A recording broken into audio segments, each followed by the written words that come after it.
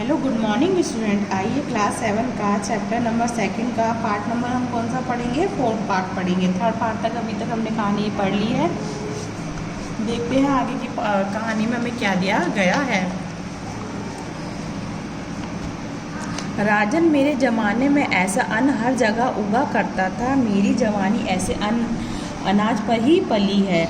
औरों को भी ऐसा ही अनाज मैंने खिलाया है। इसी तरह का दाना हमारे खेत की बालों में पका करता था। उसी को सब खाते, उसी को सब बोते, काटते और गहाते थे। इसमें देखो, पहले जो आया था वो कैसा था? वो ये था। दूसरे नंबर पे जो किसान आया था वो ये था। फिर उसका भी बाप आया तो ये था। तो इसने इसका क्या बताया? इसका बताया कि कहाँ उगता था, कैसे उगता था, और इसने भी ये अन्न उगाया था। राजा ने पूछा, पितामह यह बताइए कि यह दाना आप कहीं से मोल लाए थे? मतलब कि खरीद के लाए थे क्या आप? यह अपने आप उगा था? फिर उसने पूछा, या आप खरीद के लाए थे? ये अन्न अपने आप उगा था। वृद्धा पुरुष सुनकर मुस्कुराया। जब राजा ने उससे पूछा तो क्या करने लग गया? ये थोड़ा सा हंसने लग गया। बोले, हमारे ज़माने में अन्न बेचने जैसे पाप की कोई बात कभी नहीं सोच सकता था। मतलब कि इसने कहा कि ऐसा जो खरीदना और बेचने की बात होती थी, हमारे ज़माने में ऐसी कोई बात नहीं होती थी। उस टाइम कोई भी चीज़ ना ही खरीदी जाती थी ना ही बेची जाती थी। उस समय के ज़माने में सब लोग अपना काम खुद करते थे, हर चीज़ खुद उगाते थे और अपना क्या करते थे? अपना गुजारा खुद ही करते थे।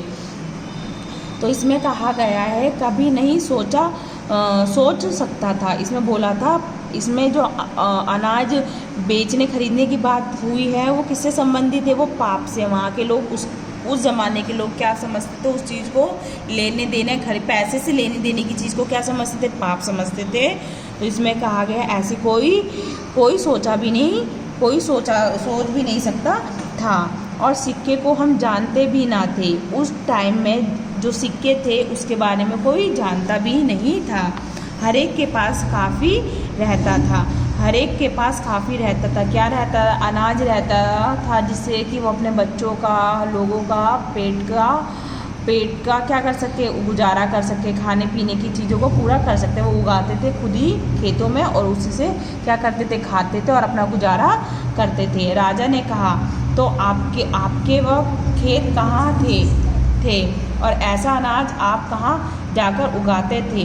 पितामह ने उत्तर दिया, हमारे खेत क्या, ईश्वर की यही धरती तब थी। मतलब इन्होंने कहा है कि यह धरती तब भी वही थी और आज भी धरती वही है, जहाँ हल जोता और मेहनत की। जहाँ क्या हल भी जोता। हल पता है ना, गांव में दो बग्गियों के पीछे एक लोहे की जो होती है चोंच साइड टाइप में कोई कुल्हाड़ी सी होती है, उससे क्या करते हैं? खेत जोता जाता था।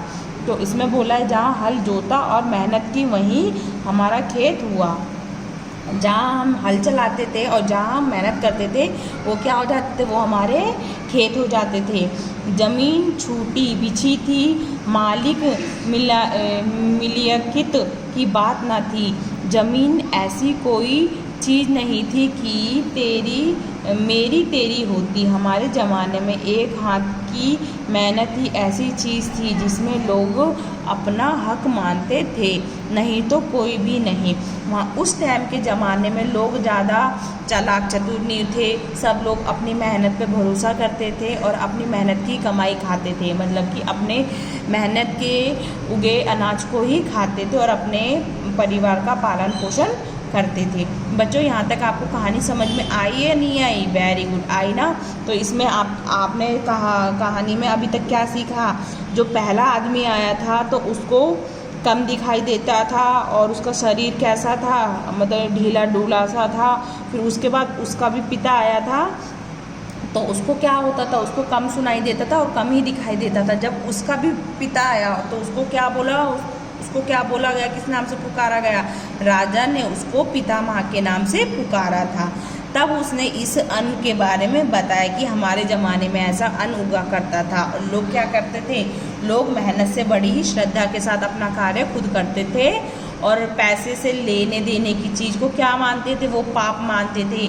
उस टाइम सिक्के नहीं चलते थे और ना ही सिक्के के बारे में कोई लोग कोई भी जानता था कि सिक्के क्या होते हैं, यहाँ तक कि उन्होंने सिक्का देखा भी नहीं था। ठीक है बच्चों, आइए इससे रिलेटेड क्वेश्चन मैं आपको बताती हूँ, जो आपको क्या करना है, घर से क्वेश्चन करके लेके आना है। बच्चों क्वेश्चन नंबर 4 का पार्ट नंबर मैंने आपको क और ख पहले ही दे चुकी हूँ, पहले लास्ट वाली क्लास में। तो आपको इसके आगे क्वेश्चन नंबर 4 का पार्ट नंबर ग और घ आपको अपनी बुक में करके लेके आना है, और क्वेश्चन नंबर 5 का घ पार्ट आपको घ और रा किस में करना है, बुक में करना है।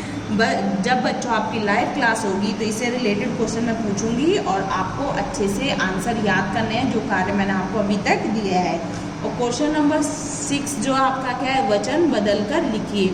इसको वचन बदल कर लिखना आपको सिखाया है ना मैंने, वचन बदल कर कैसे लिखना होता है, हाँ सिखाया है ना, तो आपको वही करना है इसके अंदर। तो इसमें आपको ये फिल करके लेके आना है। तो बच्चों आज तक का आपका गृह कार्य यह था।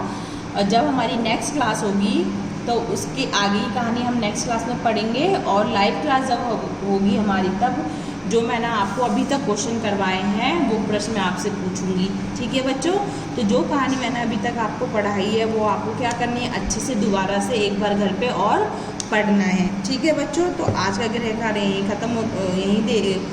आज का गृह कार्य यह है और समाप्त होता है। आगे की कहानी हम नेक्स्ट क्लास में पढ़ेंगे।